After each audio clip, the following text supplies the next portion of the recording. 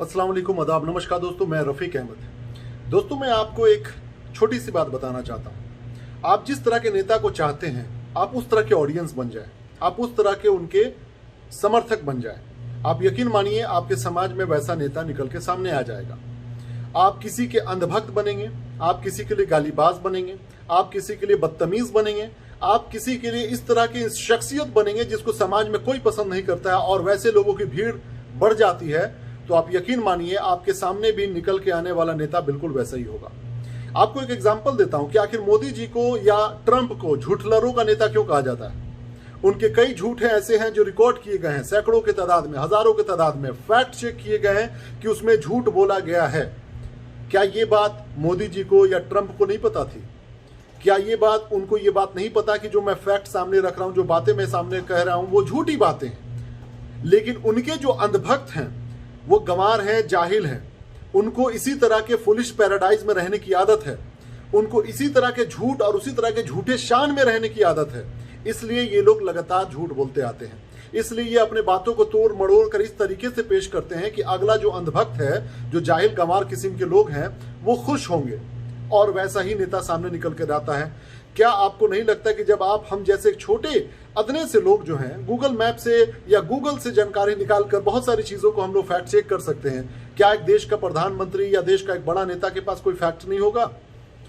इसीलिए मैं कहता हूं कि अगर आप जिस तरीके के नेता को चाहते हैं, उस तरह के आप समर्थक बने, उस तरह के आप उसके सपोर्टर बने। अगर आप जाहिल हैं तो जाहिल नेता बनकर आएगा सामने, अगर आप अंधभक्त हैं तो अंधभक्त आएगा बन के सामने और आपको झूठी बातें सुनाएगा, आपको फुलिश बातें सुनाएगा, आपको तमाम वो चीजें बताएगा जिसका आपकी असलियत से कोई भी सरोकार नहीं होगा।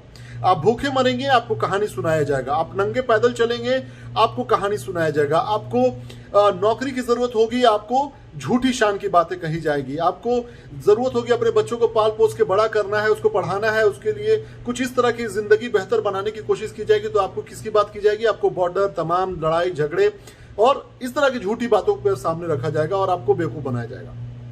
बड़ी सिंपल सी बात है, आप जिस तरह का नेता चाहते हैं वैसे ऑडियंस बनिए। अगर आप इस तरह के ऑडियंस नहीं बन सकते हैं तो आपके सामने भी उसी तरह के झूठे लोग ही सामने निकल कर आएंगे जो झूठी बातें आपको कहेंगे। अब आप ये बातें जो हैं अपने अपने नेताओं से रिलेट कर सकते हैं, चाहे आप ओवैसी के समर्थक हो, चाहे आप राहुल गांधी के समर्थक हो, चाहे आप भाजपा के समर्थक हो, चाहे आप सपा के समर्थक हो, चाहे मायावती के समर्थक हो, चाहे आप किसी के भी समर्थक हो।